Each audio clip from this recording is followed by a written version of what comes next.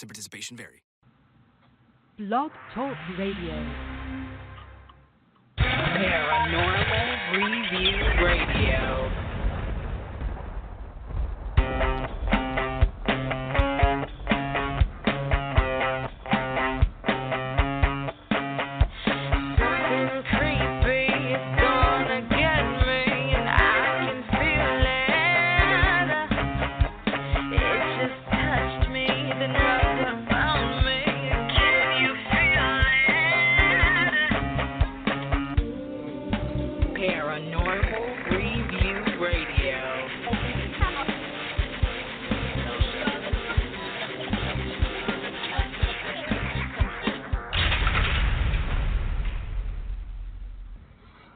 Hello and welcome everyone. It is Friday night and you're listening to Paranormal Review Radio, the only radio show without commercials and with more great paranormal talk.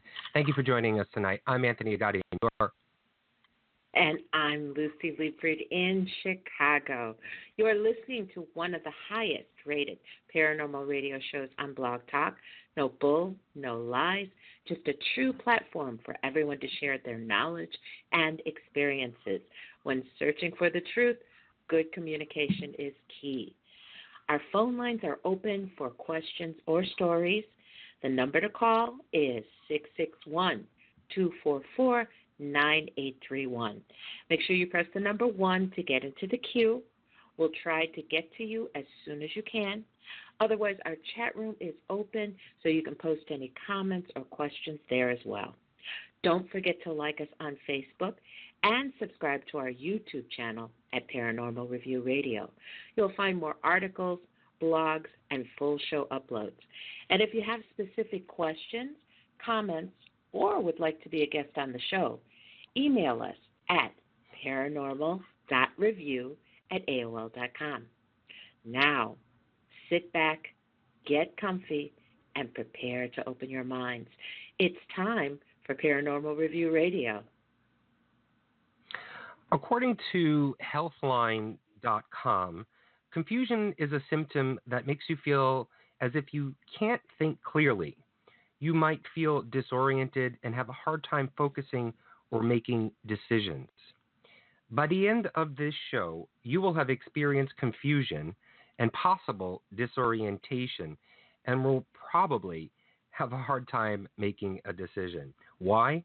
Well, have you heard of the Mandela Effect? If you said no, you are not alone.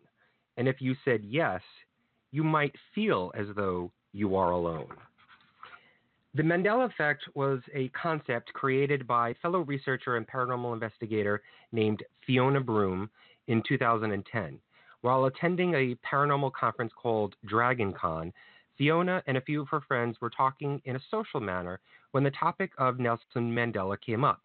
Almost everyone in the group thought Mr. Mandela had died while still in prison in the 1980s. But as they looked it up online, they soon realized he was still alive at that time. The news shocked everyone, and they all insisted that he had died in the 80s and that something strange was going on. They all had vivid memories of his death and funeral happening so long ago. They could bet on the fact that because their memory was so strong, had something happened, or did they just remember what they thought had happened and really believed it? Is there a parallel universe interacting with us naturally, or has CERN started something that has become bigger than what they expected? Since then, Fiona has set out to find other times in history where her memory was of one thing, but reality was something different. But she is not alone. Many people have been stating that memories they once had are becoming false experiences and are blaming it on what Fiona Broome coined the Mandela Effect. Things like famous movie lines, commercial jingles, or taglines, product logos, and actual logo names have changed. People are even claiming that the Bible itself has changed its verses and words. You may have seen our video that we did on the Mandela Effect over a week and a half, or almost actually 2 weeks ago, on YouTube channel. It has been viewed over 25,000 times so far, and it is actually going viral. In it, I touched on just a few of the claims where famous lines or sayings or products are not the same as I remembered them. Because of the attention it has received and the social media hype on the topic, we thought it'd be best to actually have a discussion about the claims and the phenomenon to see if it truly is real, or maybe are we just going crazy? And if we are going crazy, is that what the Illuminati want to have happen to disillusion us from our own reality? I might be confused already, are you? Let's get into some of the facts and claims. So sit back and grab a drink. You may end up needing one by the end of the show. So, Lucy, when I first mentioned this to you a couple of weeks back, what did you first think? What was your initial reaction to the idea of this Mandela effect? I never really thought about it, never really noticed it. And then when you threw the questions at me, I started thinking like, okay, wait a minute, am I just getting old? Is this something that I thought was something else? Then I started looking up the things online, a lot of the examples that you gave me. And I definitely remember something different in a lot of cases. It's really freaky. I mean, this is something that is more, to me, it's more than just a false memory. It's more than just, maybe I got that wrong. Maybe I saw something. And the things that are out there now are definitely different than what I remember. And certain situations were like, I know this because it was such a common thing to me. I'm a movie buff. I watch movies. I worked at a video store. Some of the things that you brought up to me, I'm like, wait, that's wrong. Because one of the things that we've always done is repeat dialogue. There's things that are so different now that it's like, how could I have missed this? And then when you start going online and you start looking at everything, it's not just me. There's other people having this memory that's different. So how is it that a whole bunch of us are remembering things that aren't there? This is really something very, very strange and very weird to me. It's freaky. Well, we're going to actually get into some of those examples, and if you have not watched our YouTube channel about some of the ones that I had brought up, we're going to bring up those. We're going to bring up others as well that we've actually discovered, and actually not on our own, but other people have discovered and out there for evidence or for things for you guys to think about. And so we've captured them. There's some things that Lucy and I don't agree with as far as what is real or what was real or history. There are things that I disagree with some of the people out there that are proposing as evidence. Some things I remember as what it's actually saying now, which is the opposite of what the Mandela Effect people are saying. But there are some pieces of evidence out there that, not only do I have the memory of what it is, either it be a product or a logo name or a line in a movie, but it's also I have memory of memory of experience of other times either utilizing that same logo or product and enacting with it. And I'll get it. I'm probably confusing everybody right now, but I'll get into some of those examples. So we'll get into those examples and pieces of evidence, or quote unquote evidence, that is being purported. We'll also talk about some of the reasons why scientifically we think that this could be happening. There could be just a natural cause of it, not just old age, but actually the function of the brain and memory and that combination of the two. So we'll get into those things. We'll also talk about, I'm trying to remember right now, see how bad my memory is. I actually have some audio clips of some proof of things that I think have changed. And some information that I want to actually add because I have inside information that probably nobody else really has because of my day job. And so I can actually provide some evidence further solidifying the fact that there could be something to this Mandela effect thing. Also, in addition to that, we'll be talking about some of what the debunkers out there are saying. And, a lot of them that I've read and watched are pretty horrible towards the people who have somewhat of a belief within the Mandela effect. I mean, they've gotten really crude and rude with name calling and such. And so I want to just address that a little bit. But also, too, in addition to that, see, now my memory is coming back.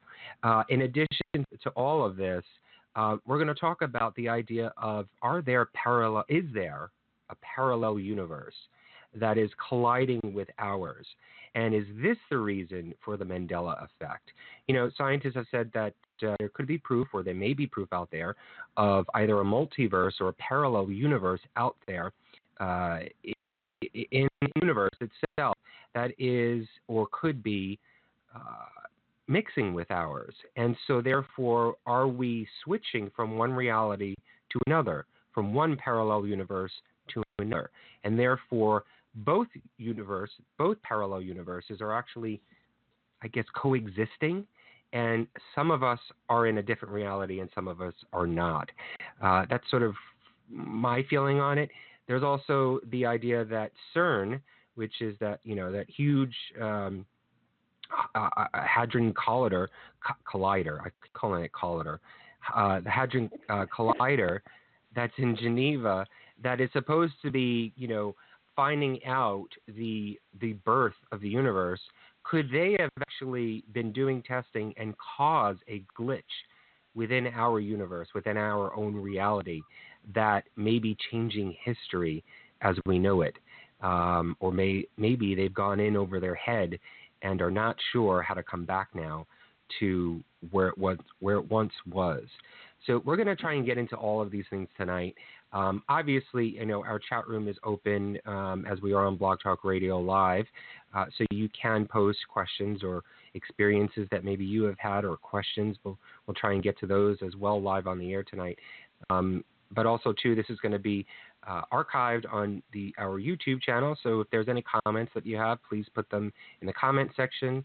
And, hopefully we can get a chance to respond to those as well. And we'd love to hear your experiences, or if there's any new pieces of evidence that you may have that you're noticing that a lot of other people are not noticing, bring it forward. Hey, any evidence is evidence in my book that can be either rebuked or solidified. So you don't know unless you say it. So, Lucy, where do you want to? There's something right before the show started. Lucy and I were like, there's millions of things out there in regards to the Mandela effect. It's like, where do you start? Where can you begin? Where do you want to begin, Lucy? Let's just start with the term Mandela effect. I mean, basically, why is it referred to as the Mandela effect? Okay, and that goes back, like we said, Fiona Broome. She's the one that kind of like coined that phrase, but right. It refers to a conversation that she had with some friends of hers, and they were talking about the death of Nelson Mandela. And Nelson Mandela died. In this reality, in where we're at right now, Nelson Mandela died in 2012, I believe it was. 2013. 2013. She had a memory of him dying in the 80s in prison, because he had been in prison for 30-something years. And in 2013, he died, according to this reality, in a hospital setting outside of jail. But yet she and several other people had definite memory of him dying inside of prison. She remembers a funeral. She remembers all of the details surrounding this man's death. She started a blog called the Mandela Effect, and all of a sudden, all of these other instances started coming across. People started remembering things that in this reality, and I keep saying in this reality because that's kind of like how this whole thing appears to me.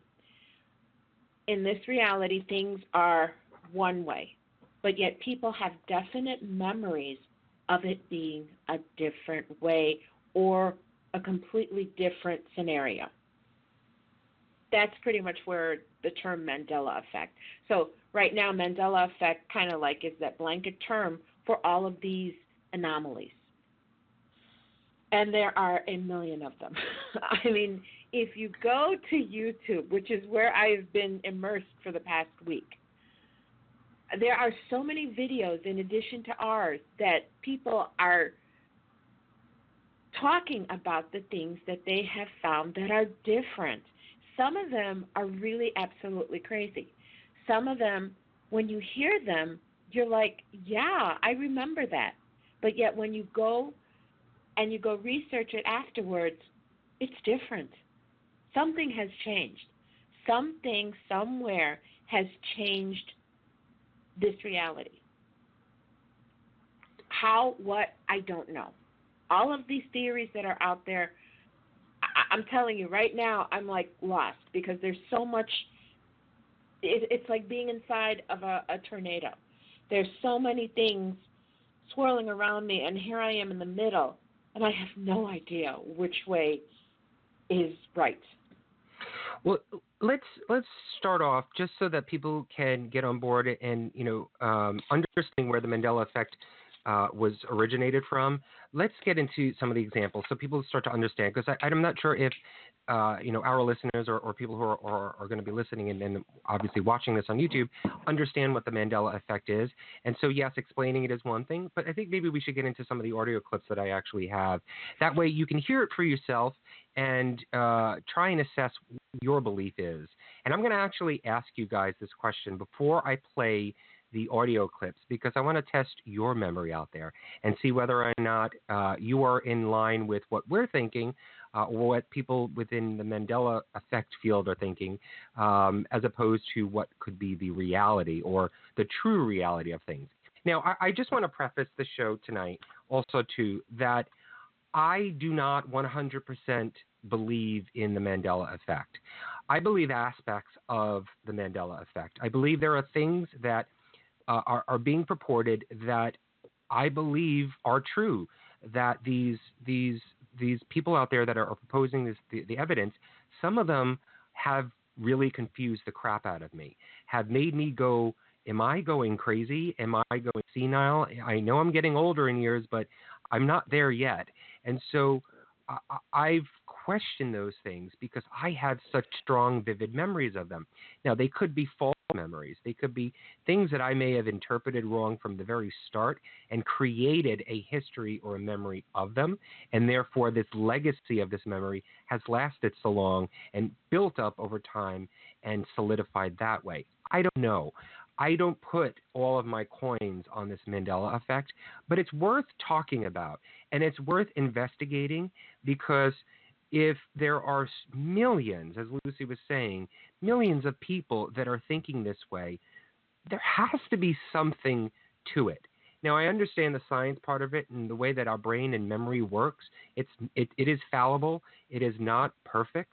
And so I understand that part of it. But there are some things that, as they say, that things that make you go, hmm.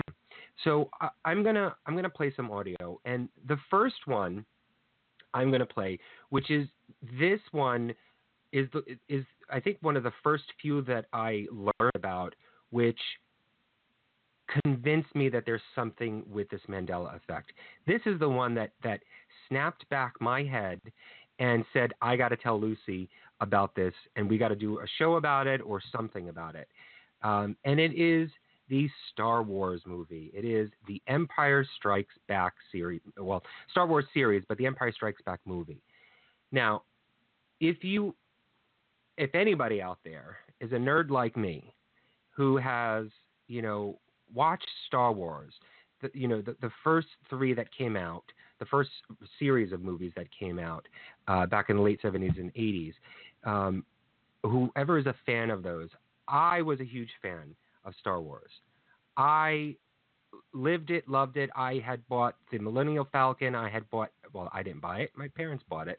But I had figures. I even had this thing where it was, oh God, I can't remember what the heck the name of it was in Return of the Jedi when Leia comes dressed as a soldier coming to get Han Solo from Jabba the Hutt. And I had that scene, that entire dungeon scene or whatever you want to call it.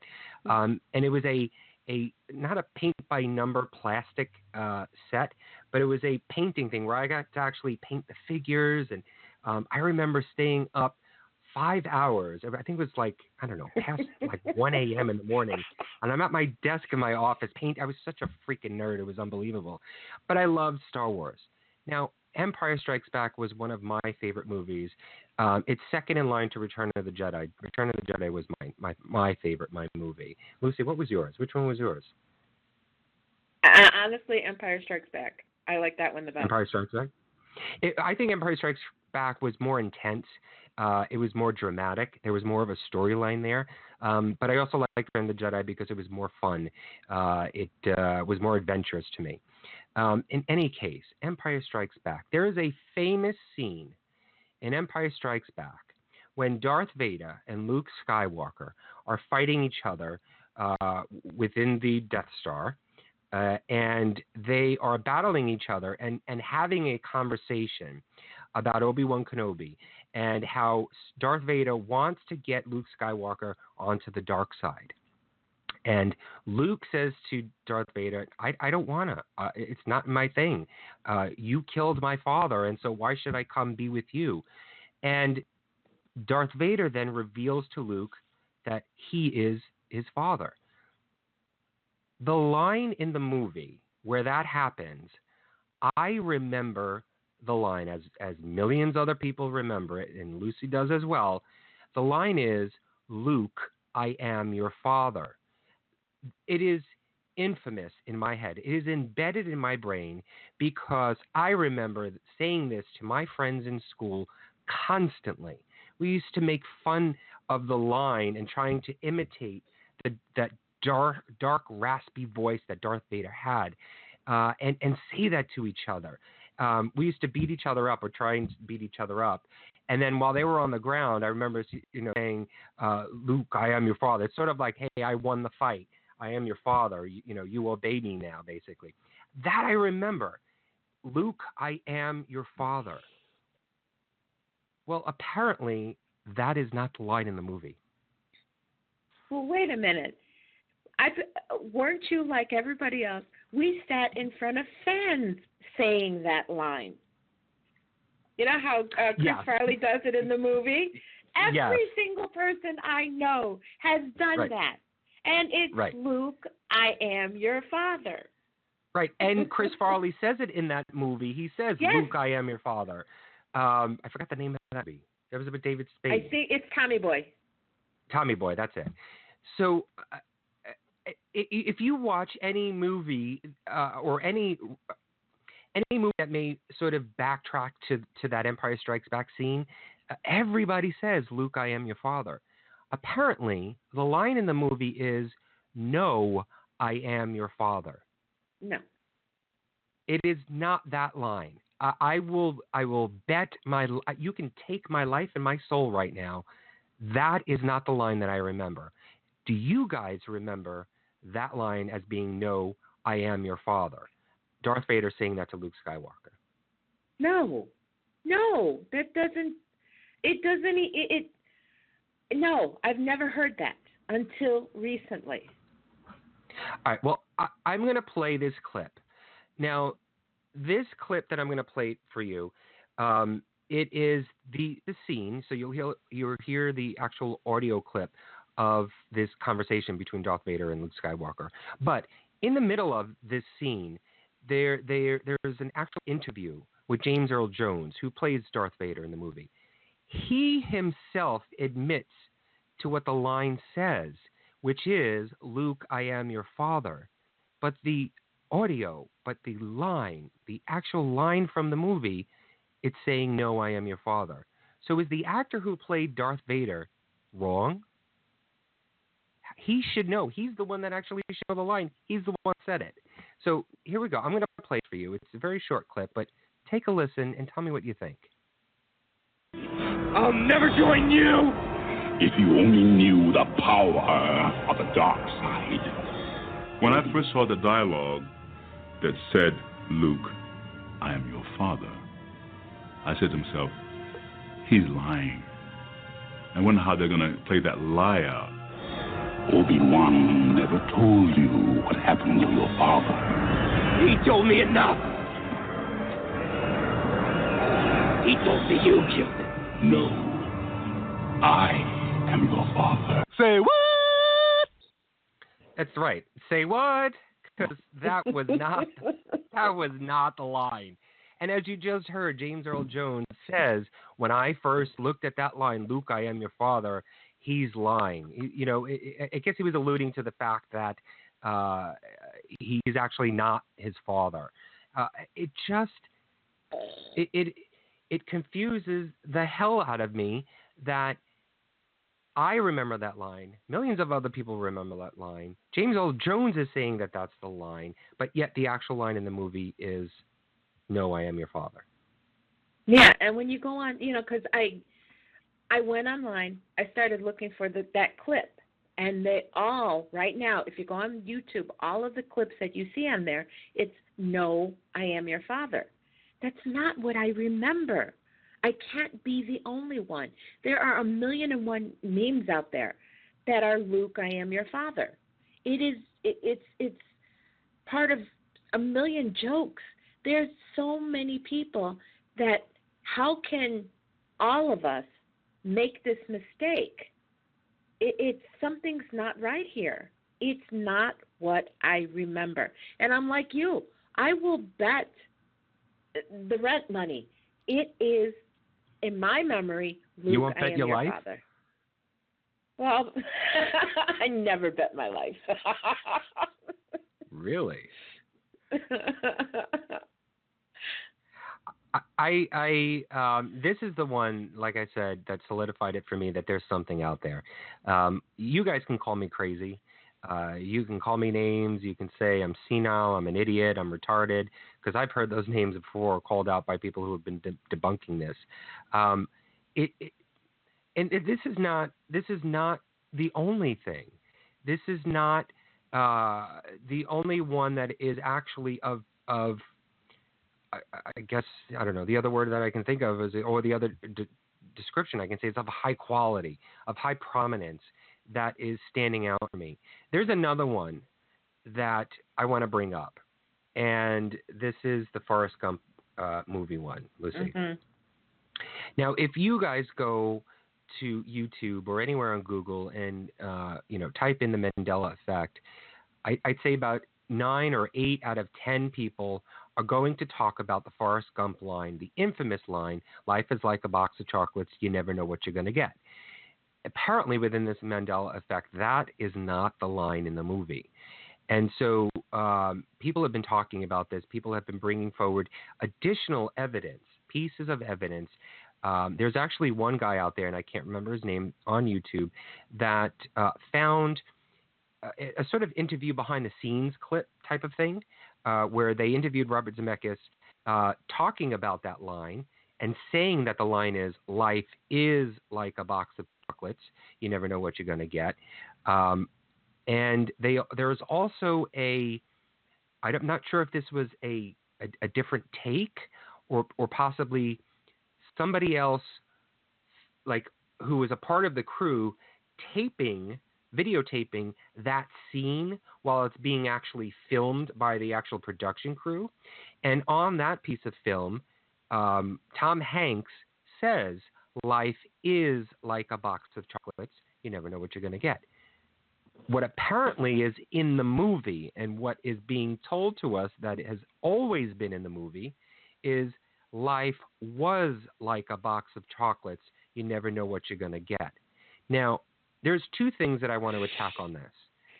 To me, life was like a box of chocolates. You never know what you're going to get. Does not make sense.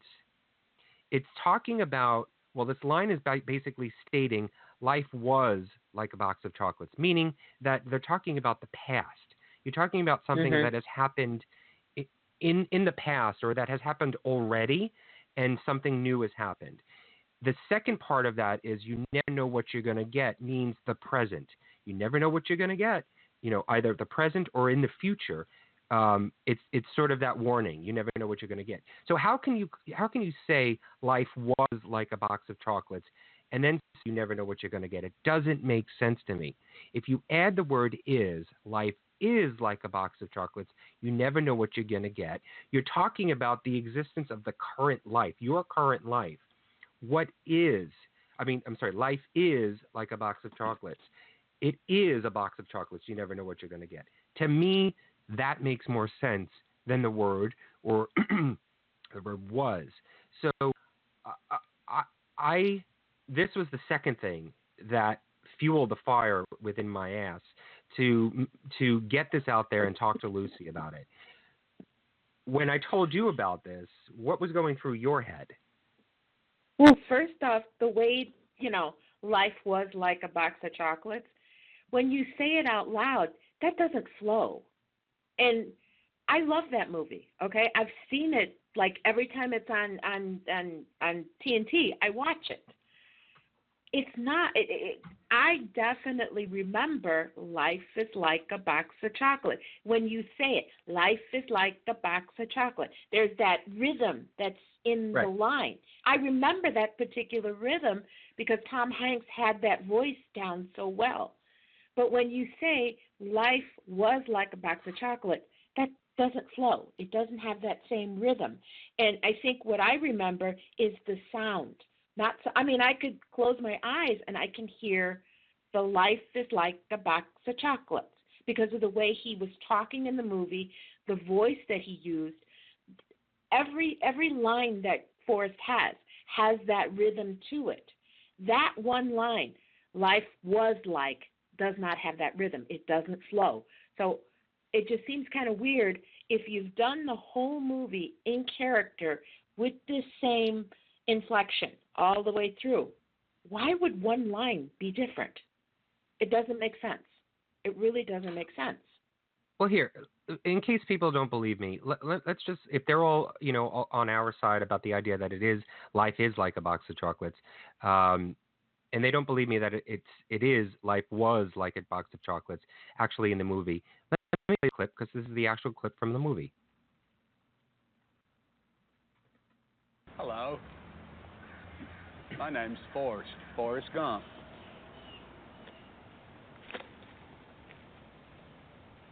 Do you want a chocolate? I could eat about 1.5 million of these. My mom always said life was like a box of chocolates. You never know what you're going to get.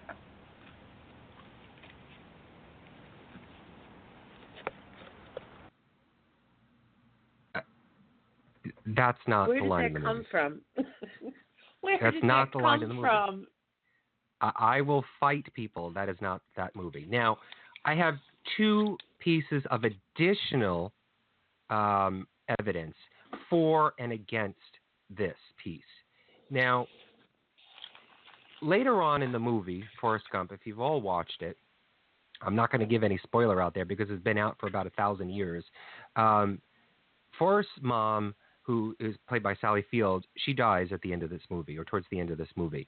And when Forrest is told that his mother is dying, he rushes back to the house and sits with his mother on the bed in her bedroom and has sort of like a last conversation with her. And during this last conversation with his mom, she brings up this line again. And I'm going to have you listen to the line. I'm not going to say anything about what she says. I'm just going to have you listen to this. Take a listen.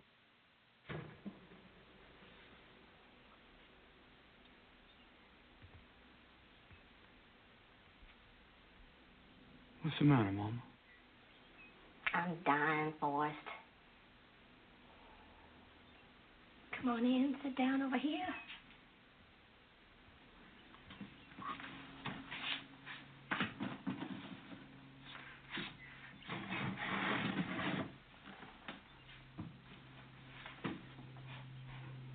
Why are you dying, Mama? It's my time. It's just my time. Oh, now. Don't you be afraid, sweetheart. Death is just a part of life. Something we're all destined to do. I didn't know it, but I was destined to be your mama. I did the best I could. You did good, Mom. Well, I happen to believe you make your own destiny. You have to do the best with what God gave you. What's my destiny, Mom? You're going to have to figure that out for yourself. Life is a box of chocolates, Forrest. You never know what you're going to get. Mama always had a way of explaining things so I could understand them. I will miss you, Forrest. So if you just listen right there, Sally Field says to Tom Hanks, life is a box of chocolates. You never know what you're going to get. Did we combine the two lines and come out saying life is like a box of chocolates? You never know what you're going to get. Because we heard it from Sally Field a different way than what Tom Hanks or Forrest Gump said on the actual bench waiting for the bus. I don't think so. Because in my memory, I hear Tom Hanks' voice. I remember the scene. I remember the woman on the bench giving him that look like, you're crazy. I remember that scene. How could my memory be the same as so many other people? Because I'm not the only one. You're not the only one. How is it that we remember this, but yet on film it's different? Something has changed here. Something has made this different. It is different. I don't know how. I don't know why, but it's different. It is definitely different than what I saw before. When I was researching this prior to, when was it that I sent you that third piece of inside information? Was that earlier this week? Mm-hmm. So prior to this week, I started to think that maybe we were combining the two lines somehow, subconsciously. And that's sort of what a lot of people do. I mean, there's science to the way that I keep saying this all night long. There's science to the way that our brain and our memory works. And so, I'm with you. I do remember Tom Hanks or Forrest Gump's voice saying life is like a box of chocolates, because I actually even remember imitating the way that he says it, the way that his tone and, life is like a box of chocolates. I remember doing that. And so hearing this piece, I started to say to myself, well, maybe it is the combination of the two. Maybe subconsciously I, as well as many others, are combining the two and utilizing the word is, until I found another piece of evidence that backs up my confusion on this whole thing. Now, for all of you who are not aware of my day job and what I do, because obviously, Lucy and I don't get paid to be doing this. We do have day jobs. I work for the parent company called Viacom. And Viacom owns such companies as MTV, VH1, Nickelodeon, Comedy Central, Spike TV, and Paramount Pictures. Forrest Gump was the infamous movie that came out of Paramount Pictures. I worked for the company when this movie came out, and I did premieres for them. I did a lot of their publicity events in New York and in Times Square. I remember this movie. And so when this movie came out, and afterwards, maybe it was a couple of months after it had come out, or maybe finished production, I can't remember whichever one it was, the building where I work in actually has the bench that Forrest Gump sat on in that movie scene. We have it on one of the floors. And when researching this movie line, it dawned on me that this bench was in the building. And I know and I remember, because I've seen it about 1 million times, passing by it all the time, that there was a plaque that was put onto this bench. And I remembered, while this is all coming back to me, the memory is flooding, and I said, wait a minute, I know that there's a plaque on there. Wait a minute, I know the plaque has that line in it because it's the most infamous line. And I'm going crazy. And I said, I'm thinking about this at night while I'm home, and I'm like, I can't wait to fucking go to work tomorrow. That's the first time I've ever said I can't wait to go to work tomorrow. But I said, I can't wait to go to work tomorrow because I'm going to go to the bench and I'm going to take a picture of it because I know that plaque says life is like a box of chocolates. Sure enough, when I get into work the next day, I go to the floor, I go to the bench, and I take a photo of that plaque on the bench. And the plaque says life is like a box of chocolates. You never know what you're going to get. And it says Forrest Gump right on the bottom of it. I have the photos. I will post them on our Facebook page and on our Paranormal fan page for you guys to see it for your own eyes. Why would the production company, the studio company that created this movie, say that the line is life is like a box of chocolates, if that was not the line? If that was not the line, once I saw that solidified it in me that there's something crazy going on. There's something odd going on. It doesn't make sense to me that the company who put this movie out is saying that the line is life is like a box of chocolates. Robert Zemeckis, when he was interviewed about this movie way back when, had said and repeated that line, life is like a box of chocolates, while he was being interviewed. Google it. Go on YouTube. You find it. Why is it that all of us, including the people who are deeply involved in this movie, who created it with their hands, are saying that the line is life is like a box of chocolates? That's what bothers me about this, to make me think, is there a possibility that, or is there truth in the fact of this Mandela effect with this movie? I have to go through my pictures because I remember when you showed me that wall. And I remember taking pictures of the wall and the bench, and I have to go through the pictures because I'm pretty sure I took a picture of the plaque. The plaque is actually on the bench. Yeah, it's right in the middle of the bench. Right, so if you took a picture of the bench, you would see it. But see, that's the thing. After you mentioned that to me, I was like, wait a minute, yeah, that's right. I remember, because I remember freaking out, thinking, oh wow, it's the bench. I mean, it was a big thing to me. I know I've got a picture of it somewhere, so I have to go through my pictures. I have a picture of it from back then, and that's, I mean, everything. It was right. I mean, it's there on the bench. So, like you said, why would it be different in the movie and it be different on the bench? I mean, come on. I'm sure they have fact checkers. I'm sure when they design something like that, they're going to check all the facts. They're going to make sure that if they're going to put a quote on it, it's going to be exact.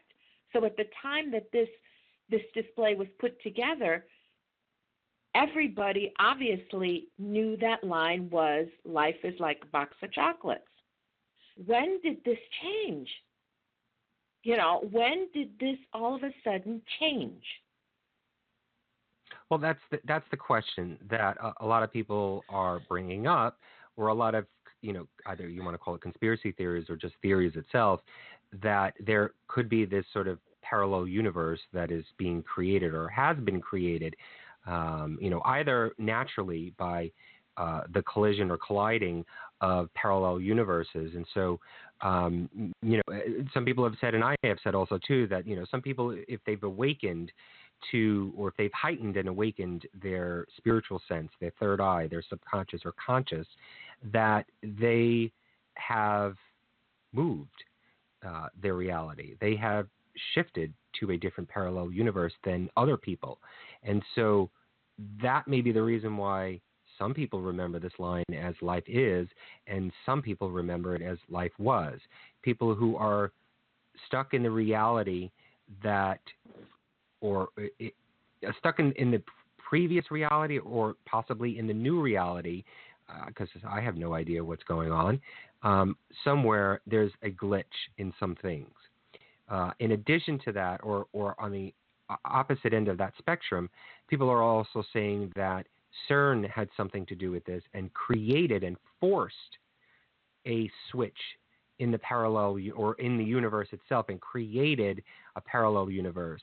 And so therefore, when this glitch happened, that some things were not put in the exact space as they were before. When history is poked and prodded and you are now trying to get back to the present, some of the pieces or some of the parts are not fitting exactly to where they were before, or there may have been a tweak somewhere that created all of these different effects, or that a parallel universe is just that, a parallel universe with its own different tweaks. You know, people say that we, and this is not doppelganger, we all have, you know, numerous, infinite amounts of twins of ourselves, because we are currently existing on all these different parallel universes. And so you could have a life on one universe where you may not have gotten that job that you have right now. You may not be married to the person, or you may not be with that person that you are with right now, because there may be little tweaks. Or if you're in a different parallel universe where your favorite color is red here as you know it, but on that other parallel universe, your favorite color is blue. It could be as small as that. I know this is out of whack. I know this is I'm really creating wind up somebody's ass in regards to trying to figure out if this is the reason. But these are just the theories that are being put out there. And I can't just not set them aside and say, no, they don't exist, and not bother researching it, not bother looking into the fact. And that's what we're doing right now. That's what Lucy and I have been doing. And there are some things that say to me, you know what, it could possibly be. I don't know what the reason is and why this is all happening, but there could be. And so I'm not, like I said before, I'm not saying that this is 100% correct, but there are things that I'm remembering that are different than what the reality is. Could it be that I just have a bad memory, or things that I may have thought of? It just makes you think that, okay, it's just me, but there are millions of other people who are in the same lines as me as well. Well, I want to go back to what you just said about the parallel universes. And when you go on YouTube, there's so many people with so many theories. And one of the ones that there's one video that talks about the parallel universes. And his theory was, and I can't remember the guy's name right now, there's a million videos I watched, was that all of the people in the one reality were either destroyed. How did he word it? Not everybody was destroyed, but that reality was destroyed. There were survivors of that reality. And those consciousness merged with the reality here. So those of us that are remembering these things, we are the survivors of that reality that had been destroyed. Right. It's like mind-boggling. I mean, who knows? I mean, you know, some of the discoveries that we know today were thought of as insane when they were first put forth. Could this be something like that? And then again with the parallel universes. Okay, I am a comic book freak. Okay, I learned how to read with comic books. One of the Superman comics. Okay, there was an alternate universe. There was a parallel reality. There was the bizarro world. Superman in this, everything was normal. Superman was here. There was, Lois Lane, Jimmy Olsen. In the parallel universe, everything was weird or opposite. But that theory was there. So some of these things that I read about and I heard about, in a way, kind of didn't surprise me, only because I had seen stuff like this growing up reading comic books. Okay, so is this a figment of some writer's imagination that has just took a life of its own? Kind of like thought forms, things like that. Mm-hmm. Is that a possibility? But I'm like you. I'm not totally sold on this Mandela effect thing, but there are too many little things that make me go, wait a minute, okay? I do believe in parallel universes to a point. I have no proof. I haven't seen anything that I can put my hands on and say, yes, this is the truth. But when we're talking about these memories, they kind of make sense. Now, in some of my reading, it said before 2010, okay? This is when this first, Mandela effect was called that. Prior to that, it was looked at as false memories. There's Mm-hmm. such a thing as false memory syndrome. Mm-hmm. There's a TED talk about how the way we think, the way our brain works, that we can change our memory. We can take things that happen. Look at survivors of abuse or things like that. They will block out memories. They may change their memory of what has happened as they were growing up prior to whatever happened to them. If they have some kind of, horrible occurrence in their life, they may change the facts in their head as a coping mechanism. Could this be part of it? Yes, it could. But I think because it is on such a large scale, that kind of makes you think maybe not. Yeah, and I think you hit on it about the idea, well, the concept of how our brain works and how our memory, how powerful is our memory. If there's a crime that happens in front of you, either a shooting or a robbery or something like that, and you're standing there with, say, 5 other people, and the police come up and question each one of you, each of you will probably have a different aspect to the recollection of what just happened, even down to what the criminal wore or the actions that he or she did. Each one of you will add in aspects. Our brain naturally, when trying to conceive our reality, picks fragments of the reality that is in front of you. And what it does is it'll pick out, if you're all staring at your screen right now, your brain is picking up the light from your screen, the words from your screen, the images, but parts and fragments of it. And it is processing that into your brain. Naturally, what your brain does then is fill in the gaps, where there are gaps, to make sense of that story. And so therefore, it may embellish some things, or it may enhance, or it may neglect some of the things that are actually in your reality in order to make that story true to you or believable to you. And so with the Mandela effect, have we, because some of these memories are so long ago, are we remembering things that are not true, and over time, our brains have, in order to recollect them again, our brains are formulating misinformation, false memory, in order for us to have the conviction of what we believe is truth. Our bodies naturally will create stress and trauma, physically and mentally within us, when we can't remember something. Just think about that. If you're sitting, at work or at home or something, and you can't remember something. Do you know how that bothers people? You have to get that answer right away, or else you're going to go crazy. And so your body naturally creates that stress within itself. In order to prevent that stress, a lot of times our brain will fill in the gaps or have you remember something that may not be true just in order to have that answer in front of you and relieve that trauma that's going on. Is that what is happening here? Is that what's going on? That's the science side of it. I don't know what to believe. I believe that obviously that is what our brain does, but there are aspects to the brain that scientists still have no idea how it operates. And so I don't know if you can get a true, real story or a true, real theory on whether or not that is true or not.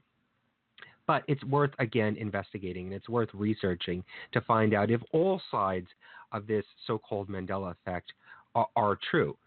There's a story. There's an actual, well, yeah, it's a story, I'd say, because I don't know if it's true, if it's factual or not. Lucy, have you ever heard of the story about Lorena Garcia Gordo? No. Well, if you guys out there who are listening and watching this, Lorena Garcia Gordo, I'm not too sure where she actually came from. I think it may have been a Latin or from Spain or some sort of Latin Hispanic country. I'm not sure where. I tried to find out where it was, but apparently this woman, Lorena, has or is experiencing a parallel universe where she has jumped universes. She has jumped into a different parallel universe. She's jumped into our universe, our reality. And she came to this conclusion because when she woke up one day, she noticed some things that are a little bit different within her home, within her closet, her car. There's the story that when she got in her car and drove to work that day, she noticed different people that were within her building or standing in front of her building.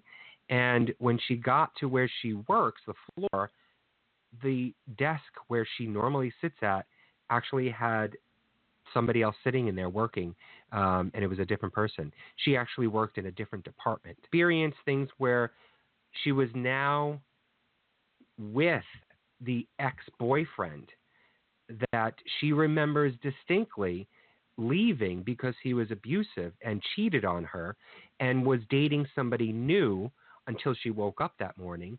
Now in this reality, she claims that she's still with that ex-boyfriend and he never cheated on her because that woman in this reality never existed. So there was no woman for him to cheat with. And what she did was then she went onto the internet and started a blog desperately seeking for help for people because she knew she wasn't really going insane. She thought this was her reality. She had been and discussed it in her blog that she was going to psychiatrists and psychologists to figure out why she's dealing with this. And ended up then just putting her story on a blog and asking for help and putting her email address. This happened a while ago. I'm not too sure how long ago this happened. Oh, sorry, in 2008. And ever since 2008, this woman has not been brought up or known about of her existence anywhere. Did she go back into her reality? Or did she end up going crazy, either in a mental institution or end up killing herself? Nobody has a history of what has happened to her. I say this because it's a story. I don't know whether it's true or not, but it's talking about bending and entering into parallel universes and what one person's possible experience could be. And it sort of correlates to this Mandela effect where you think you remember things of how they were, but in actuality, it is not what it is. She could have been very well schizophrenic, bipolar, a whole combination of things that made her go mental thinking that this reality was not her reality. But it's a story to bring up and discuss and put on the table when you do talk about the Mandela effect to see whether or not this could be the possibility. She's from Spain. She was 41 years old. She was a well-educated professional. Mm-hmm. Yeah, she had a great job. And, some people have said she may have been under such huge stress that it created this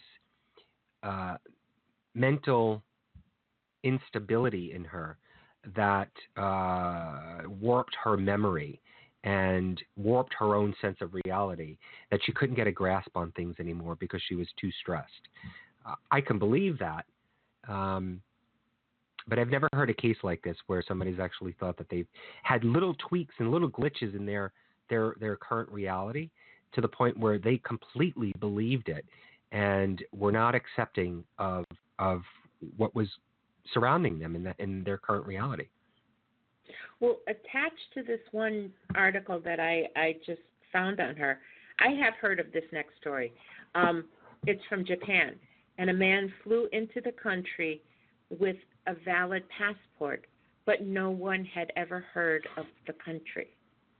I remember this story. I remember this. And this was early 1990s. He flew in, the passport was valid, but it was, according to everybody at the airport, a non-existent country. The man got upset. He was in shock. The Japanese official checked the records. The country didn't exist. The man was well-traveled. He was Caucasian. He said the country was in Europe and had existed for almost 1,000 years. Is this another instance of slipping from his reality into our reality? I mean, right. There's no other explanation for it. I mean, where, and especially like 1990s, I mean, airport security was there. I mean, not to the extent that we have it now, but how does something like this happen? Where did he come from? I mean, how is he here? Let's break it down even further. Listen, you're listening to Paranormal Review Radio. We talk about spirits and ghosts all the time. I'm sure a majority of our listeners believe in spirits and ghosts in the afterlife. What happens when a spirit and ghost comes in contact with you, when you're communicating with them? In my reality, in my theory, they are jumping from worlds, from different worlds. Whatever realm and whatever plane spirits and ghosts are from, either a dimension, a parallel universe, wherever we go after we die, and I believe we do go somewhere. I'm not too sure where, but I know we go somewhere. They are jumping. They are crossing. They are traveling to different planes, different dimensions, different parallel universes, possibly. What could be the difference? What is the difference if a physical body is transversing between parallel universes or dimensions or realms, for that matter? Why is it that is believable, but this is not? And I think that's the question that either you should ask yourself or possibly research further to find out whether or not there's a crate, a soapbox to stand on and pontificate whether or not that is truth or not, or has something to it. There's some roots to it. I bring up the questions because I believe in questioning everything and thinking and talking and researching about a lot of things. Again, it all ties back to me. It all ties back to the paranormal. And you have to sort of weigh the options on all of these things. That's fascinating about that Japanese story. You know what? And now that you said that out loud, I understand what you're saying. I mean, with the spirits. Yeah, they're in a different reality. So when we make contact with them, okay, things like being touched. I truly believe that I have been touched every single time, almost every single time we've investigated. I have been touched in one way or another. And it can't be just my imagination. It just cannot be. I know what that physical touch feels like. It has happened every single time. from the first time that I went investigating to it happened in the Valeska house. It's happened in Eastern State. I have been with people that have felt touches. When we were in Mansfield Reformatory, Jessica, she had someone run their hand across her chin. These are things that for them to come to our reality, yes, there's a break in whatever line that is separating us. So could this be the same? Yeah, it could. For some reason, and I want to go back to, I didn't know anything really about the Hadron Collider. Didn't know anything about it. So this week, I really had to take a look at it. And I had to try to get my head around what this is. It's a particle collider, okay? And a lot of the reports, a lot of the things about it says that it can destroy our universe. So if this thing is going and it's running, and you've got so many people that are so against it because of that fact. They're saying that this collider could very possibly destroy life as we know it, turn everything into a black hole. Could this be that this collider is working and not so much destroying the whole universe, but making holes in whatever reality that we have? So these slips are coming in. Is this something that they're purposely doing? Is it a side effect? Is it something that is just happening? I mean, I still don't totally understand the whole concept behind it. I mean, it's way above my level of knowledge. But some of these things are kind of making sense to me. Not that I'm saying that it's the truth. Right. They're playing, in my opinion, they're playing with fire. It's like little kids playing with matches in the backyard near dry timber. That's what I feel as though CERN is and what they are. They have no clue. And I understand the concept of wanting to learn about string theory and the Big Bang and dark energy and all of this stuff, because who knows of the possibilities and the answers and the new research that could come from this. I get it. But is it worth risking the entire world for an answer that we may not need to know or understand, or possibly even understand how it happens with the current math and the current science that we have? It just is. It is so infantile. What I think what they're doing right now, that there's just no regard to human life or human existence at all.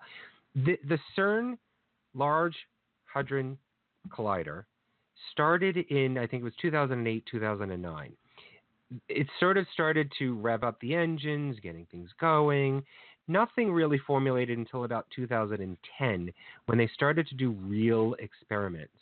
Now, I don't know about anybody else, but I felt within the last 5 or 6 years, I'm just going to be blunt, shit has gone crazy in this world. It has become, I don't even know what the word is. It has become disgusting. It has become horrific. It has become mind-boggling. It has become shocking and surprising. It is become fearful.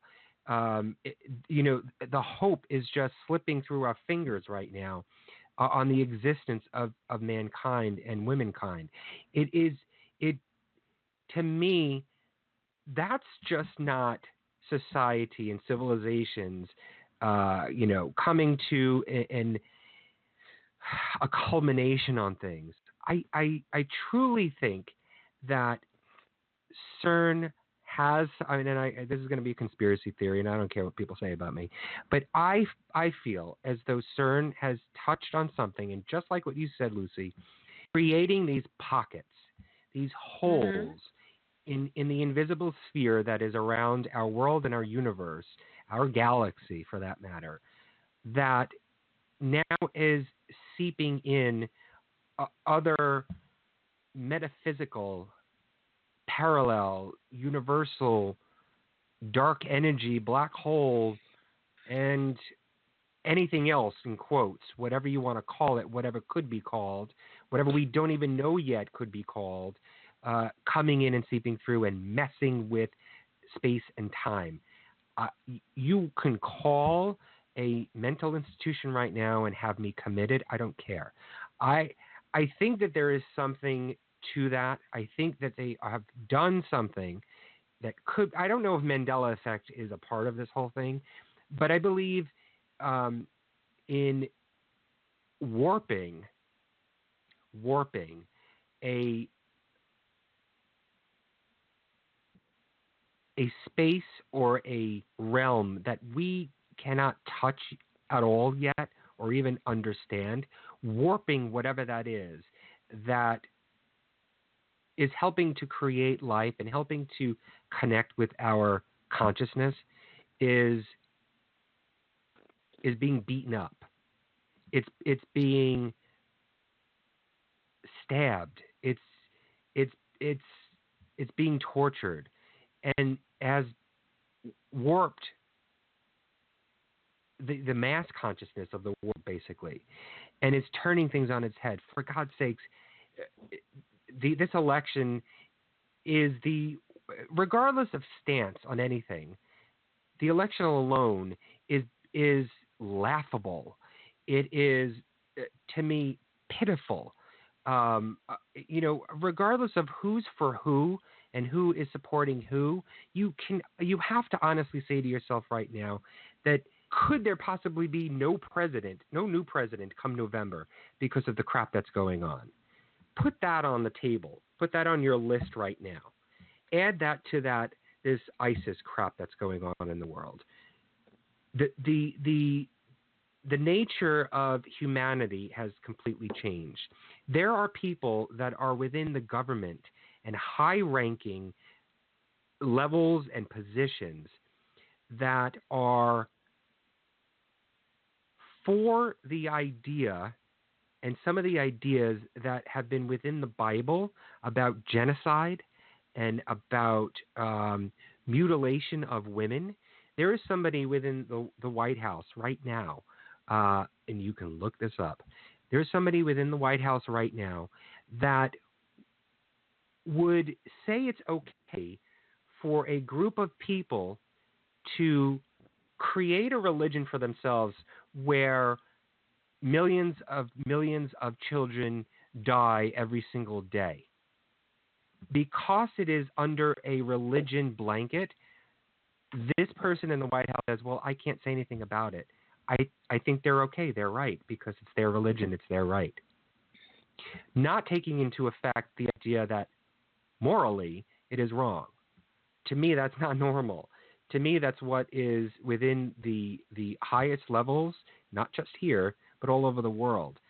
There's something not right. There are things that are being affected negatively that has become this sort of domino effect, where if you want to believe in the Bible, this could be within the Revelations right now. This could be the end times we're living in. And could we be the cause of our own demise? Could we be the devil that we've created that has created the torture and hell that we will soon enter? Well, I'm getting off my soapbox. On that kind of tangent, I just want to. I look at Chicago. Okay, I look at. Oh, please. No, just the change. No, I know. That's what I'm saying. How disgusting that's become in the last 5 to 6 years. Now, this collider was turned on. It said in the early 2010. That's about the same time that people started reporting the Mandela Effect and what they were noticing. The whole atmosphere of Chicago has completely changed. The vibe that you feel is completely negative. I've been born and raised in this city.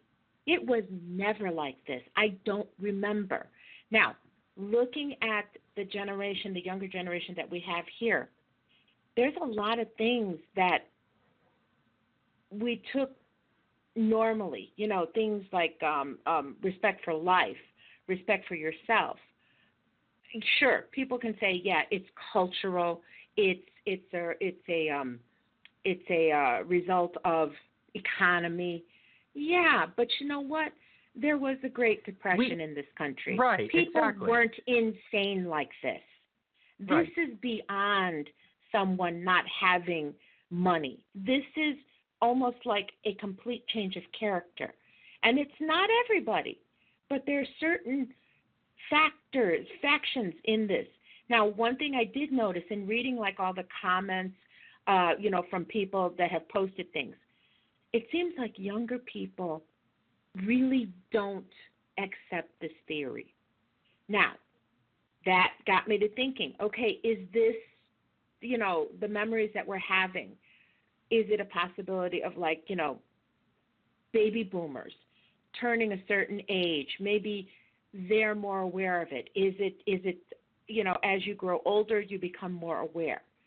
But I did notice a lot of the comments and a lot of people that have posted about this, it seems like there is a section of the population that totally does not believe this. You mentioned it in the beginning, how nasty they are, oh, that's stupid, oh, you don't remember, you're just getting old.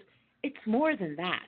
It's not, I understand the false memory scenario, but this is more than just a couple people. This is a lot of people. How can we all have these same memories? If they are false memories, how could a large portion of the population have this? And it's different than what the reality is. Okay? How is it, and we're so far the only thing we've mentioned really are like the things in movies. Okay? There's books. There are geography in the video that you did. You pointed out the geographical changes. They're there. I mean, sure, people will say, well, you know what, it's a map. Maps can be different. But, the one that kind of really opened my eyes was the position of New Zealand to Australia. Some people remember it being in a different spot. They remember it being farther south. And now when you look at the map of Australia, New Zealand has moved. How is this happening? Sure, the earth is changing, maybe there's a scientific, land shifting, water levels, whatever. But still, it's something. It's something. And if I rely on my intuition, my spidey senses, it's all telling me something is different. Something is changing. Well, I don't know friends, how. Our friends in the chat room here brought up a good point about Art Bell's label on things, calling it the quickening. Are we as a civilization, and we're gonna get back to some of the examples and pieces of evidence on the Mandela Effect. Sorry to go off on this tangent, but they're talking about in the chat room about the quickening in Art Bell, and has society and civilization, are we moving too fast ahead that we are not able to accept and acknowledge and take in? Are we not able to smell the roses in order for us to attain the knowledge to cope with and understand what is changing in this world? And are we just chaotically reacting to things because we're not able to understand things? And that is the reason for this. Now, as Sharon had said, in chat, things change over time. She may be older. I'm not sure how old you are, Sharon, but you're young in my world, in my reality. Yes, as time goes on, things change. People change. There are different aspects to things, and that's happened for many years, thousands of years. But it just seems right now, within the last maybe 20 years, just a short amount of time, that time seems to be speeding up quicker. Now, does that have anything to do with technology and the force that we as humans have to conform to things. Some are being left on the wayside, not being able to understand some of the new technology, and therefore frustration then as a result of that.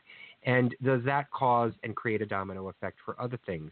Does that create then that negativity that's happening on? Are we just moving too fast, too quickly, that we're not able to keep up with the times and keep up with these changes to accept them, adopt them, bring them into our world, and move forward again? And this frustration is out of the not understanding and not being able to keep it within our current time frame or the time frame that we've been used to. Well, Fetish just said it's going to be like the Matrix in a few years. Part of me believes maybe we are in the Matrix right now, and you've said this before, it's like, is everything that we perceive and everything that we're experiencing not really there? Are we part of a program? Is this, are we chess pieces in some other major reality? And we're becoming aware of it. We're waking up. Is this part of what people, everyone talks about the awakening. Everyone talks about becoming aware. Is this all part of it? Seeing things in a reality, seeing things the way they really are. We have been looking at everything for the longest time and accepting this cup is black, okay? But now that we're becoming awakened, no, wait a minute, the cup's not black, it's black, white, and red. But up to this point, we have saw it as black, completely black. Is it something that we've been taught? Is it something we've been programmed? And we are shedding that programming right now? Is that part of it? How many of you out there, including you, Lucy, has heard of the Bilderberger Group? I hear about it all the time. InfoWars is on in my house every day. This next rant is for your son Jesse. I know he gets this because he's all into that. The Bilderberger Group is a group of I don't know how many hundreds of people, high politicians, high-ranking officials, actors, doctors, scientists. Sports people, just anyone that you can think of, name it, are probably within this, whatever level of society are in this group. And this group meets once a year behind closed doors to talk about the world and contributions. Well, this is what we think. Contributions and ways to what they claim, ways to enhance world civilization. But we don't know what's going on behind those closed doors, and nothing has ever been publicized. Nothing has ever been written down and brought to the public in regards to that. My feeling, first of all, on that whole thing is, why is it not publicized? Why do we not know what that is all about?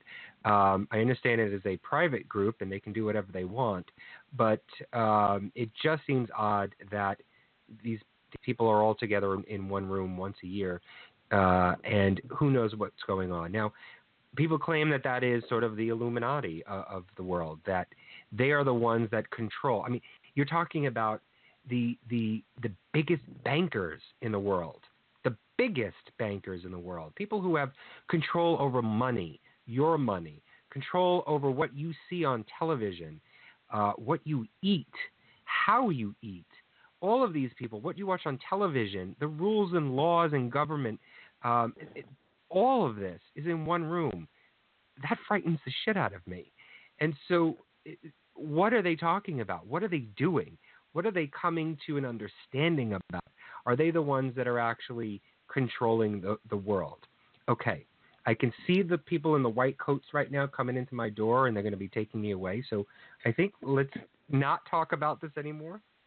Let's get off the tangent. They just finished their meeting in Germany.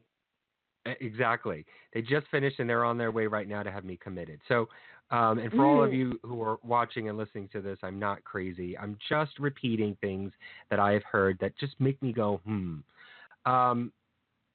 Another audio clip that I have, Lucy, that I want to bring up is, and I'm sure people remember this, Mr. Rogers' Neighborhood.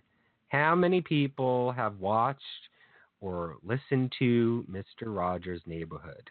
I know I have. I hated the show. Never liked it. I liked the Magic Garden, and Puff the Magic Dragon, and all of those. I hated Mr. Rogers. But how many people remember the theme song that he sang? To me, he looks like a child molester. I'm sorry.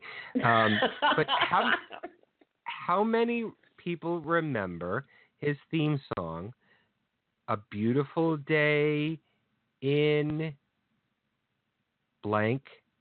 Does anybody remember that song? It's a beautiful day. Finish the song. Now, this song is ingrained in my head. When my son was growing up, he would watch Sesame Street. And after Sesame Street, this show would come on. I was forced to listen to this constantly. This song is burned into my brain. I know what it says. So some of the folks in chat right now are saying Your Neighborhood, The Neighborhood. I have to say we both are wrong. I thought it was It's a Beautiful Day in the Neighborhood, a beautiful day in the neighbor. Would you be mine? Won't you be mine? Won't you be my neighbor? That's how I remember the song. Well, here you go, guys. Listen to the song.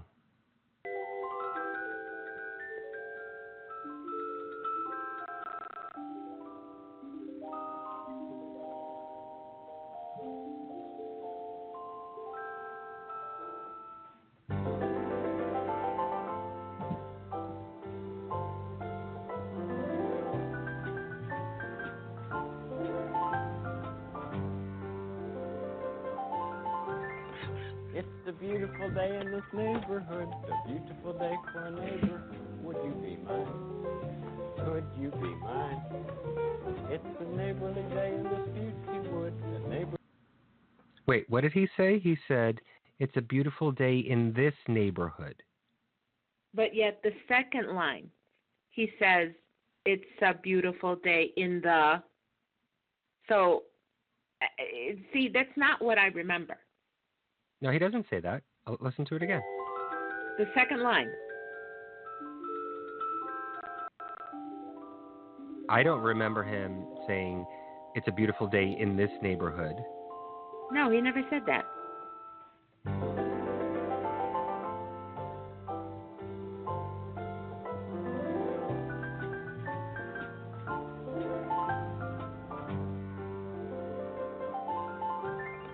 It's a beautiful day in this neighborhood, a beautiful day for a neighbor. Would you be mine? Could you be mine? It's a neighborly day in this beauty wood, a neighborly day for a beauty. It's a neighborly day in the something. This. No, he says this. I have always wanted to have a neighbor just like you. I've always wanted to live in a neighborhood with you. So let's make the most of this beautiful day. Since we're together, we might as well. Imagine just like having that as background music when a psycho killer has somebody in their basement. Wouldn't that freak you out? He's so creepy. But he says, it's a beautiful day in this neighborhood. I remember seeing it as it's a beautiful day in the neighborhood, a beautiful day in this neighbor, whatever the hell it is after that. But I remember that first line as the and not this. I could be completely wrong because I've never watched it, I've watched it, but I've never really paid attention to it. So I could be completely wrong, and that is the actual correct thing. But I remember the neighborhood. Okay, I will bet my life on that one because I'm telling you, I've heard that song more than I ever want to in this lifetime. It was the neighborhood. It's a beautiful name it's a beautiful day in the neighborhood. There is another line, and this one I know, Lucy, this one got you when I brought it up, and it's the line in the Snow White movie. The infamous line in Snow White, to my memory, and I'm sure to your guys' memory, was when the queen or witch, whatever the heck she is, says, "Mirror, mirror on the wall, who's the fairest one of all?" Well, actually, the line is, "Magic mirror on the wall, who's the fairest one of all?" Nope. Why is it that so many people remember the line as "mirror, mirror on the wall," not "magic mirror on the wall"? And there's also a scene in the movie Shrek where what's his name, Lord Farquaad, the little guy, approaches the mirror where the genie is at, and he says, "Mirror, mirror on the wall." He's sort of mimicking the Snow White theme, sort of a throwback to it. They put it in there as a throwback to Snow White. Why would they say that? Why would they repeat that line if it's not in the movie? Well, they're both Disney productions.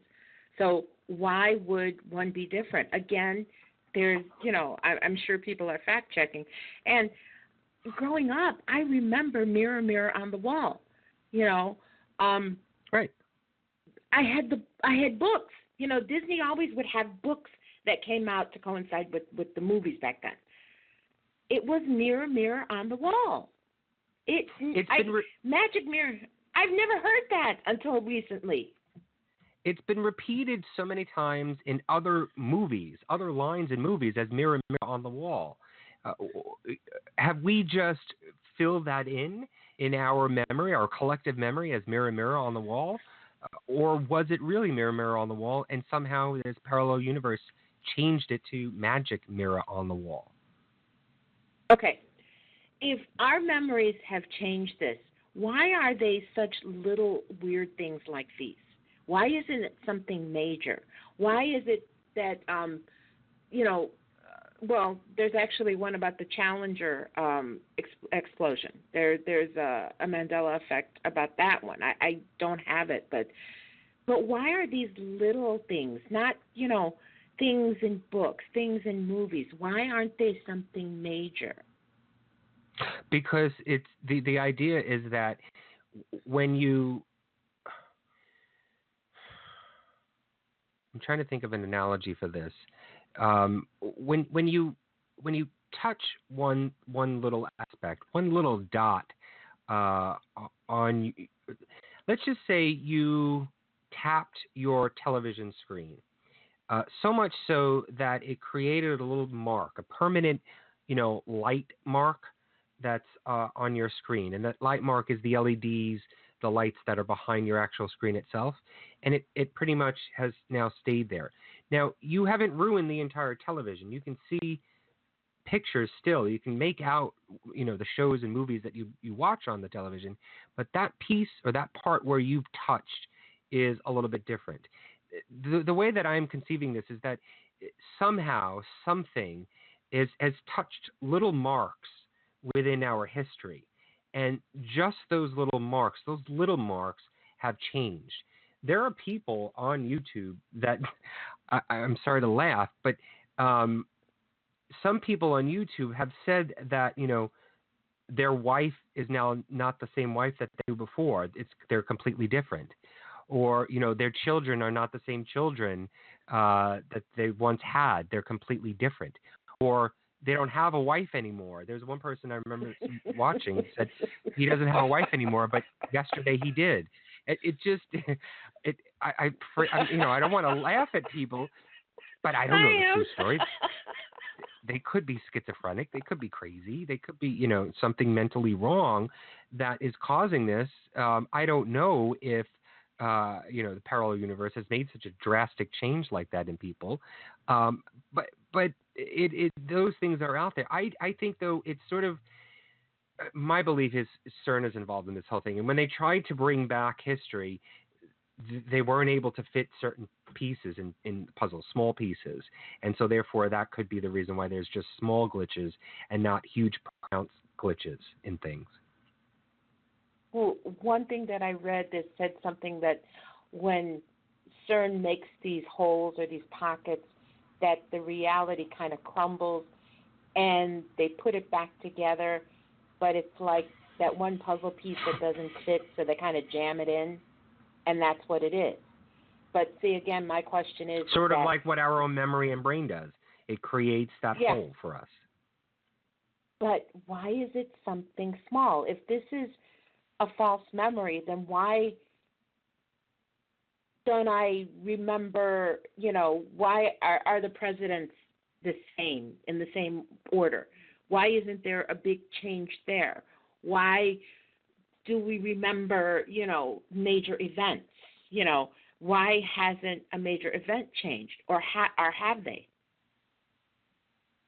Well, there are people that say, or have said now, that 9/11 didn't happen on 9/11.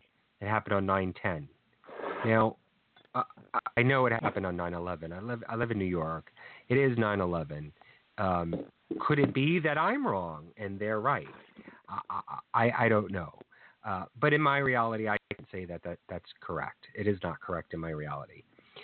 One of the things that I brought up that I asked Lucy right before we got on the show tonight, on the air tonight, was one product name that I wanted to find out what she knew about it. And I'm going to pose it to everybody out there, and I'm going to have Lucy right now answer me on this. Is the peanut butter that we all remember called Jif or Jiffy? Is it Jif peanut butter or Jiffy peanut butter? And I know Lucy probably cheated right before she got on here because she probably went online. No, I ran to the kitchen and grabbed peanut butter. Is it Jiffy or Jif peanut butter? In my mind, I can see the jar, and it says Jiffy. I haven't bought it in years. Yeah, I'm positive on that. Well, you're wrong. I'm a poor inner city kid. We lived on peanut butter. It was Jiffy. It's Jif peanut butter. No. Now, yeah. See, now this is where we disagree because I know it's Jif peanut butter. I've always remembered it being Jif peanut butter. Now, here's another idea as to why maybe these things are happening. Jiffy is applied to another product. What is the name of the other product where the name is Jiffy? Jiffy Lube? No. That's the only Jiffy I remember. The other product that you eat. Jiffy Pop. Popcorn. You're reading Fritz's answer. No, I'm not. You're cheating again. Yes, Fritz. Hey, in my reality, I am not cheating. In everybody's reality, you're cheating. Yes, Fritz is right. It is Jiffy Pop. Now, could we collectively, or somewhat collectively, be combining the two and getting them confused? Because there is such a product called Jiffy. It's Jiffy Pop. And Jif is the Jif peanut butter. Are we just getting those two products confused? Because in our memory, we know that there's a Jiffy. And so when we're comparing the two, Jif looks funny on paper, on black and white, but Jiffy seems to be more real. And we can swear that we've seen that because of the memory that we have embedded in our brain for Jiffy Pop, but we can't recall Jiffy Pop. That makes sense. Well, see, I have problems with that because the two products are completely different. You're talking about peanut butter in a jar, and then you're talking about popcorn in a metal pan. No, I'm not talking about the product. I'm talking about the name itself because You think you're being presented with the actual name. I'm not presenting you with the actual look of the products. I'm presenting you with the name, and so the name Jiffy and Jif are similar. No, I remember Jiffy. Okay, here's another one that someone sent to us, okay? And this one, I'm going to say I remember, well, it was a picture of Depends, okay? But oh, yeah. That's on my video. Yeah, now it's Depend. I remember Depends because we made fun of it. We would laugh our butts off when this commercial would come on. It was Depends. It's with an not, S. you know, yeah, and now all of a sudden it's Depend without an S. We made fun of this. See, a lot of these memories I have are because we made fun of it. We used to laugh at everything. This is one of those products. The name was just so, you know, it was funny. It was hilarious. But I do not remember it ever being Depend. It always had an S on it. Always. That's how many people remember it. I've listened to comics. I've listened to television shows that refer to it as Depends. Oh, are you wearing Depends right now? Or you're going to be wearing Depends pretty soon? Or, I'm eating all these tacos. I'm going to need Depends at the end of the night. You know, it's always been that way. But do we naturally pluralize something like that? And now over time think that was the actual name? Well, okay. In Chicago here, we have a grocery chain. And the name of the grocery chain is Jewel Osco. But anybody that has been raised in Chicago, we refer to it as Jewels with an S on it. I don't know where that came from, but that's how we refer to it. But when you look at the actual name of the franchise, it is Jewel Osco.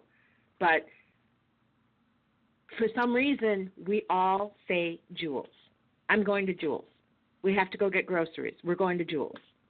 So that one, I mean, I do understand that for some reason we've added an S to it, and that's just the way that we refer to it.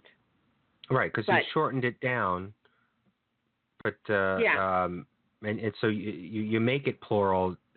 I think a lot of people do that just to shorten whatever they're trying to say. It could be that, but I've always remember it. Even visually, I could swear I've seen an S at the end of that on the product itself. I could swear of that. There's we could be here until next week talking about all of the different things and ideas and evidence that people have. From Berenstain or Berenstein bears, if everybody remembers that. There's the good one, which I was having a fight with Lucy about. Who remembers Looney Tunes or Looney Tunes? Now, tunes spelled Tunes as opposed to Toons. In my world, I remember it as Toons. Looney Tunes. No, I remember Tunes. It doesn't make sense to me. Tunes, Tunes, means music. Musically. Tunes, Toons, is short for cartoons. And so that makes sense to me, being Looney Tunes, meaning loony cartoons. That I to see me, your point. But what I remember is Tunes.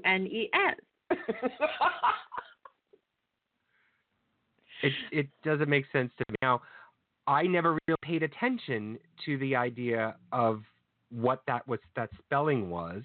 But I guess within my history and my memory, my faulty memory, it created the tunes because that's what makes sense, that Toons.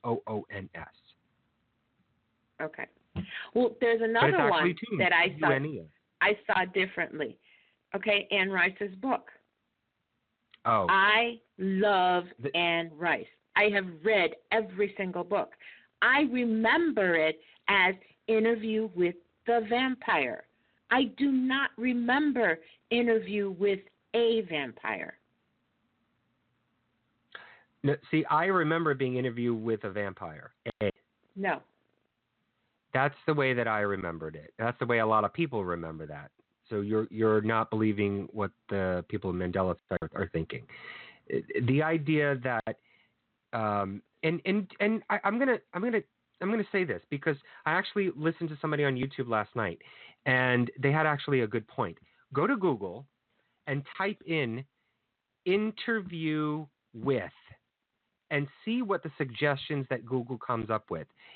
I guarantee you it's going to say "interview with the vampire." It will give you the correct name.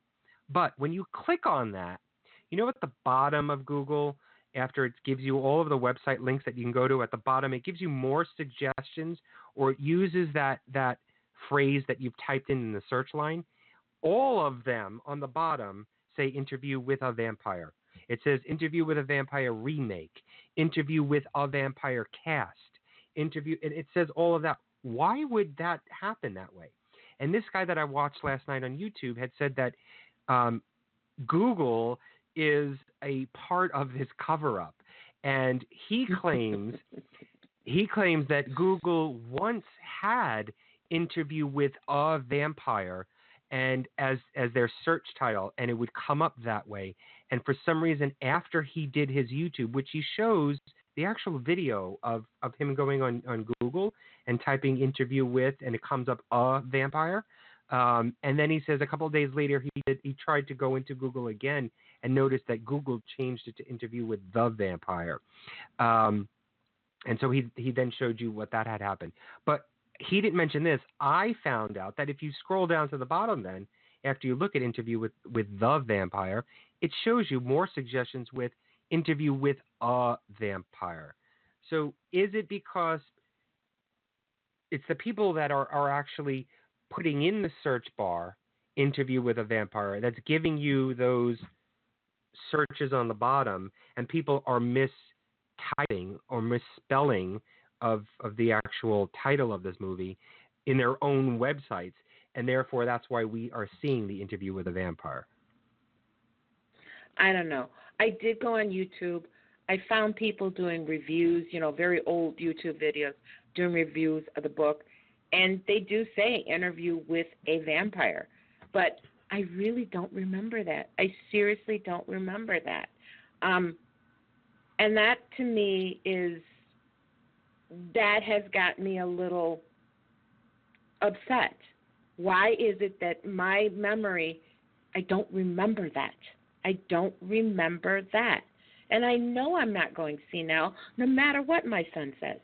I remember it's always been "interview with the vampire." I've owned that book. I want to say I've had at least 4 copies of it. I don't remember that. Okay, anybody that is hearing my voice right now, if you go to Google, if everybody remembers or knows of the singer, the country singer Reba McEntire, type in her name and find out for yourself and tell me whether or not that her real name looks funny to you. I remember it as her last name spelled McIntyre. That's not actually how it is. Check it out. People are also saying that as a fan of comic books, the Justice League, if you type in the Justice League in Google, they're saying that there's somebody missing from the group. I'm going to leave that with you guys. There's so many things. Oh, this one is a big one. Where in the world is Carmen Sandiego? I remember that little cartoon thing. I never watched it, but I remember it being in existence. And there's confusion as to what color coat she was wearing. Some people are saying red. Some people are saying yellow. I remember it. I think I remember it being yellow. But I don't know if I'm getting that confused with Dick Tracy. And so I don't know if other people are getting confused with Dick Tracy on that. But the actual coat color is red. Look it up. I remember yellow. I remember Yellow too. But again, are we getting that confused with Dick Tracy? I'm trying to see. There's I don't know if there's any other good ones to bring forward. Johnny Quest. Is it Jonny or is it Johnnny? Yeah, that I don't know because I never really paid attention to Johnny Quest, so I couldn't answer. But you guys check it out. It's Jonny, but I remember Johnnny.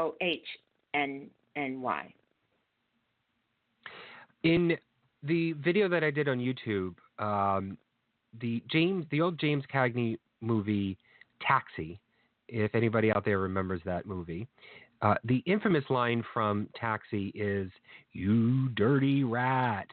I remember people saying that all the time. It's been repeated again, like sort of mirror, mirror on the wall thing. It's been repeated in other movies. People repeat that line, "You dirty rat, you dirty rat." In the line in the movie, he doesn't actually say that.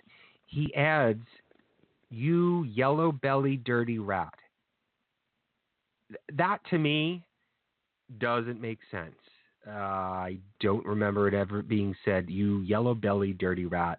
I always remember it being, "You dirty rat."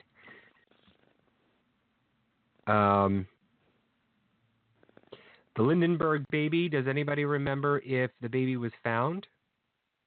Was discovered? No. It was.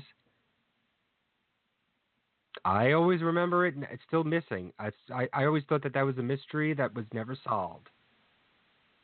Apparently it has been.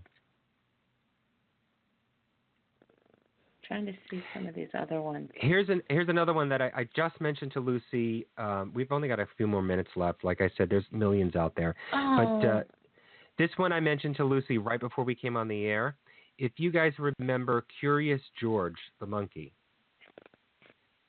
Do you remember Curious George having a tail or no tail? And I told Lucy the story that Curious George was my favorite, I guess, fairy tale or story. And I used to actually have a Curious George stuffed animal. And I remember it having a tail because, as I mentioned to Lucy, I used to fling this thing around by the tail and just whip it around and then throw it, fling it. But I loved him. It was just him flying. He had superpowers. That was my story for him. But I remember doing that. And so when I came to realize now that it did not have a tail, it almost feels as though a part of my childhood now is missing. You know, like, was it real? Is anything real? Are we real? Am I on the air right now? Am I talking? Lucy, are you the devil or are you Lucy? Oh, wait, yeah. You are the devil. I'm sorry. I forgot about that. So in this reality, I am not. In my reality, you are. But we can go on and talk about so many things. If you guys are really interested in the Mandela Effect, and what we've said tonight may have sort of left questions in your mind, I hope we didn't piss you off to the point now where you're angry with yourself. The idea is that you question everything, even though it may seem so absurd. That the idea that possibly there could be a parallel universe or something that's being caused by CERN, or that there may be this Illuminati Bilderberg group out there that is causing shifts in your reality, glitches in what you believe to be the truth. There may be some answers to things, or we may be just being led down a different path or the wrong path. But in any case, it's something that should be researched and discussed until you can find the truth yourself. Well, we never even got into the Bible stuff. There's a lot of stuff in the Bible that is different. So that's a whole other conversation. Yeah, that is a whole other conversation. And I'll refrain from what I believe could be the possibility for that. Maybe we can save it for another show and actually do it, or we can do another video on it on YouTube and discuss that together if you want, maybe. Actually, when when we talk to Noah, I'd like to get into some of that. Yeah, Noah Tysek is actually going to be on our show, I think, in a couple of weeks or so. So we can bring it up there. But, thank you all for listening to our rants and, our, insane conspiracy theories. It wasn't meant to confuse anybody or try and lead anybody down a wrong path. It was just we just wanted to make you guys think and question everything that you don't believe in fully. Don't be afraid to question things. Don't be afraid to bring things up. Don't be afraid to talk about it. You have a community here with us that we will listen to anything. We will not negate anything that is or it seems to be non-existent, because to negate one thing but believe in something else that is non-existent is kind of foolish, and it's kind of hypocritical in my opinion. So thank you all for listening to us talk about the Mandela Effect tonight. Okay, we've got just about 3 minutes left, so let's go to the Paranormal Review Radio Fan of the Week. And this week, it's a special one. It is Mayra Elena Alcantara Neely. She's from Brooklyn, New York. Some of her likes, she likes Jill Scott, Bradley Cooper, Teresa Caputo. She likes pit bulls, chihuahuas, ghost hunters, and, of course, she likes Paranormal Review Radio. And we want to thank Mayra because she follows us on Facebook and she shares our posts consistently. So thank you, Mayra, for sharing. Thank you for being a fan, and congratulations. Yeah, thank you, Myra. We appreciate, and welcome to the family. And don't forget, if you want to be a Paranormal Review Radio Fan of the Week, all you have to do is just like us on Facebook or subscribe to us on YouTube. Okay, really quick. I want to talk about next week. I can't wait. It has been far too long since we have gone on the road. So, yes, it is time for Anthony and I to go and investigate. It's been a while since we've been able to get out. So this week we are traveling not to just one, but 2 locations in our ongoing search for answers about the afterlife. Our first stop is going to be New York's historic Dunkirk Lighthouse and Veteran Park Museum on the shores of Lake Erie. This lighthouse has been dark since 1961. They turned it on again. They made it automatic in 1963. Activity on the property includes touches, voices, footsteps, the apparition of a young girl in white who was thought to be the child of one of the light keepers who resided in the location. It's the first time we've ever investigated a lighthouse, and we're going to broadcast part of the investigation on air. Now, the second stop is going to be a short distance away over in Linesville, Pennsylvania. The Knickerbocker Hotel has a reputation for being the active home of several spirits. It was built in 1882. There's been a lot of audio, visual evidence gathered at the hotel. We're going to be heading there on Saturday night to spend the night, and we're going to see what kind of connection we can make. We won't be broadcasting from the Knickerbocker, but we're definitely going to report on both investigations on our recap show, which is going to be July 1st. Okay? So you guys got to listen. I cannot wait. So thank you to all of you, our Paranormal Review family. Each week, our time with you means so much. Thank you, Anthony, for another awesome show. Now, let's get back on the road. It's been way too long. So until next week, remember, we'll be live from the Dunkirk Lighthouse. So get ready and have a paranormal week. Good night. Good night, everybody. Paranormal Review Radio.